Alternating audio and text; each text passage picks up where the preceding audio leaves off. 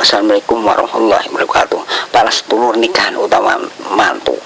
nikah meneng wulan surah kabar padu bae akeh barang sing rusak kudune wulan surah jadi mantu nikah nang wulan sabar kabare kurangan bae akeh utange kudune wulan sabar ulih mantu nikah nang wulan mulut kabare ringkih mati jar sini kudune wulan mulut aja di mantu nikah nang wulan pada mulut kabare sering ulih omongan Allah kudune wulan pada mulut ulih di mantu nikah nang wulan Jumadil awal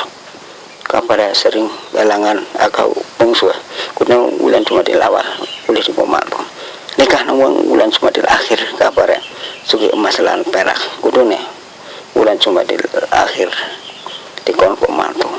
nikah nang bulan Recep kabar akeh kajane lan selamat kudune bulan Recep dikon pomantu nikah nang bulan Ruah kabar selamat kudune bulan Ruah dikon pomantu nikah nang bulan puasa kabar akeh musibah kudune bulan puasa jadi mantuk nikah nang bulan Sawal kabar akeh rezekine langka masalah kudune bulan Sawal dikon mantuk nikah nang bulan Dzulkaidah kabare kurangan bae padu bae mliangan kudune bulan Dzulkaidah aja dingko mantuk nikah nang bulan besar kabare selamat